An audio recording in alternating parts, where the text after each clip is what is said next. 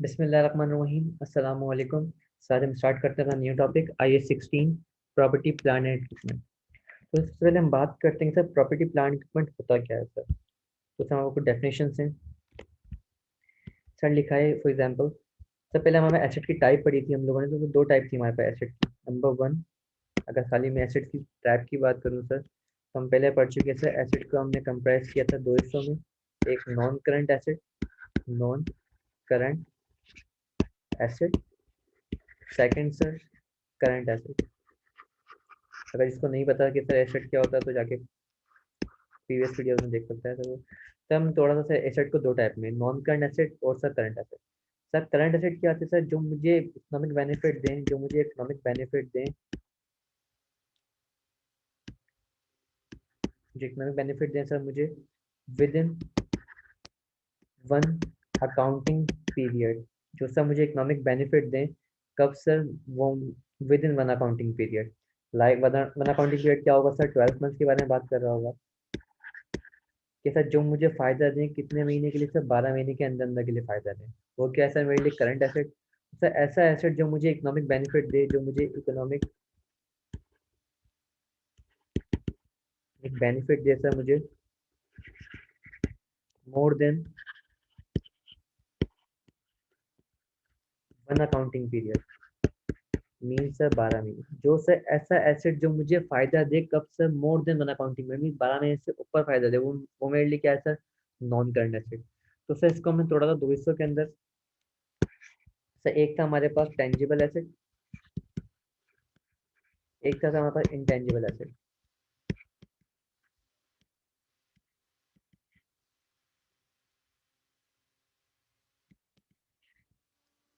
तो स्पेलिंग वगैरह थोड़ी गलत हो रही है।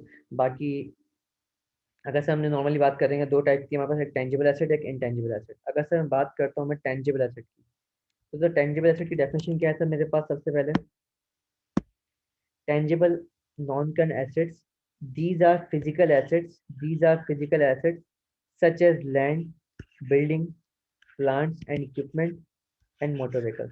सर नॉन करंट में सर हमने दो टाइप पढ़ी थी, एक टेंजिबल की पढ़ी थी, एक इंटेंजिबल की पढ़ी थी। टेंजिबल क्या था, जो फिजिकल एग्जिस्ट करता है, जो सर फिजिकल सब्सटेंस है उसका, मीन फिजिकल एसेट की बात करता है। Like sir land and building की बात कर रहा है ये, सर लैंड एंड बिल्डिंग की बात कर रहा है, प्लांट एंड मशीनरी की बात कर रहा है, इक्विपमेंट्स की बात कर रहा है, मोटर व्हीकल्स की बात कर रहा है, शिप्स की बात कर रहा है, एयरक्राफ्ट की बात कर रहा है, बियरिंग प्लांट की बात कर रहा है। तो ऐसा एसेट जो फिजिकली एग्जिस्ट करता हो। तो सर आगे इसको चल लेके चलते हैं। तो वो हमारे लिए क्या था सर, पीपीई के अंदर हम फॉलो कर ले। हम अब ये क्या टेंजिबल एसेट के अंदर पढ़ा था कि टेंजिबल एसेट क्या है, जिसकी फिजिकल एग्जिस्टेंस हो।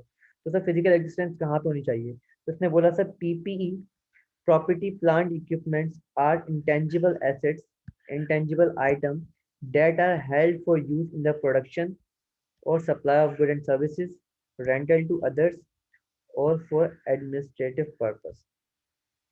मीन्स है ऐसा इंटेंजिबल एसेट, ऐसा फिजिकल एसेट जो कहाँ का यूज हो सर, प्रोडक्शन के लिए यूज हो रहा हो sir, selling supply of good and services के अंदर यूज हो रहा हो, रेंटल टू अदर्स के अंदर यूज हो रहा हो, या एडमिनिस्ट्रेटिव पर्पस के लिए यूज हो रहा हो। Like sir land and building, plant and machinery, equipments, motor vehicles, ship, ships आ जाती हैं इसके अंदर, ships, aircraft.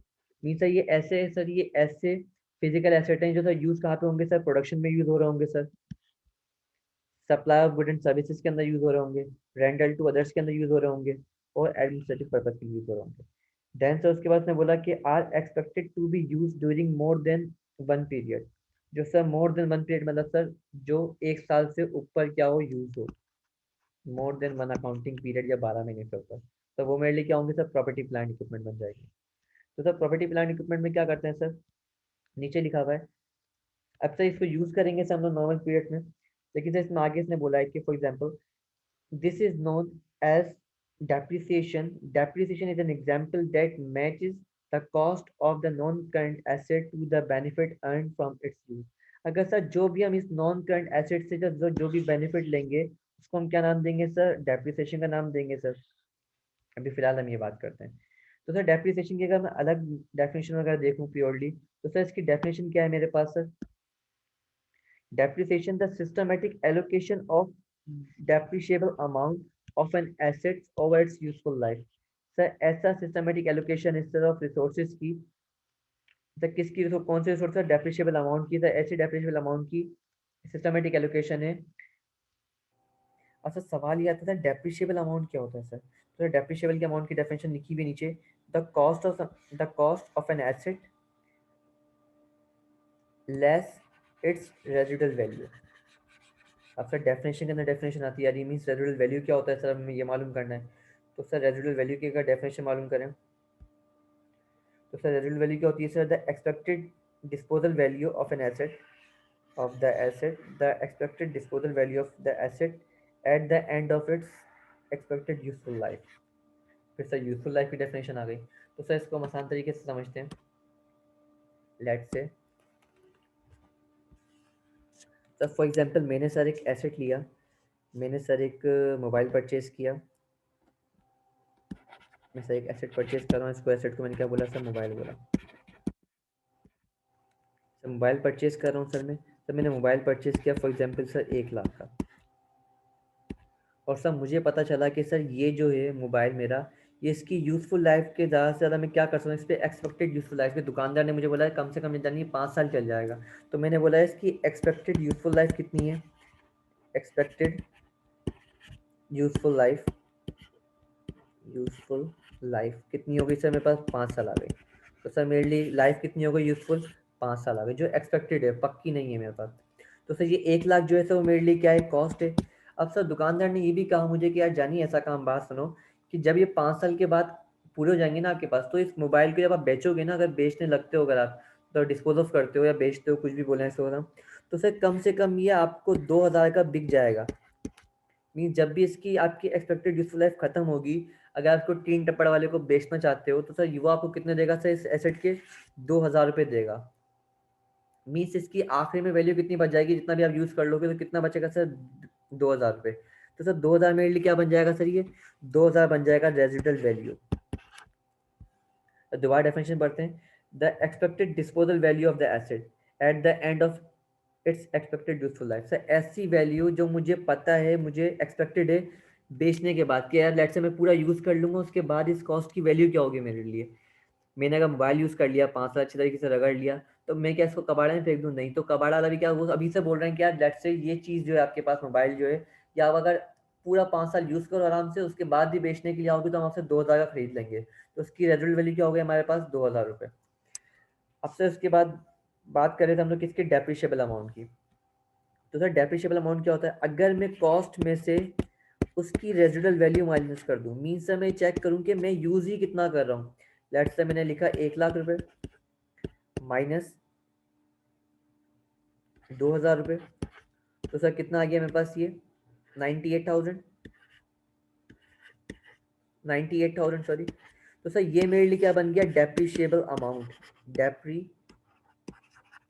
Amount mean sir ये वो अमाउंट है जितना मैं यूज़ कर सकता हूँ एसेट को। मीन सर मैं पूरे 1 लाख का तो यूज़ नहीं कर रहा, क्योंकि ये एसेट मुझे 1 लाख का फ़ायदा कोई देगा। ये सर मुझे एंड के जब इसको बेचने के लिए जाऊँगा, मुझे कितने देगा सर, 2,000 रुपये दे रहा होगा वापस। तो सर मैं इसका यूज़ कितना करूँगा 5 साल के अंदर, सिर्फ और सिर्फ 98,000 का, क्योंकि सर 2,000 तो मुझे वापस मिल ही रहे हैं मेरे। तो सर जितने का मैं यूज़ कर रहा हूँ वो मेरे लिए क्या बन जाएगा सर, डेप्रिशिएबल अमाउंट। सर इसको मैं डिवाइड करवाऊंगा इसकी क्या सी यूजफुल लाइफ से सर, तो मुझे क्या मिल जाएगा, डेप्रिसिएशन एक्सपेंस मिल जाएगा। मीन सर इसको the systematic allocation of the depreciable amount. Mean sir अगर मैं इस 98,000 को सर अगर मैं सिस्टमेटिकली एलोकेट करता हूँ, अगर लेट्स से मैं समझता हूँ मेरे पास कितने साल हैं, फॉर एग्जांपल सर मैं समझ रहा हूँ लेट्स से ये मेरा एसेट जो है 4 साल चलेगा, तो सर इसको मैं सिस्टमेटिक एलोकेट करता हूँ सर, तो मैं 4 साल में इसको तोड़ रहा हूँ। तो सर 98 डिवाइड बाई 4 किया मैंने, तो कितना आया, 24,500, 24,500, 24,500 एंड 24,500।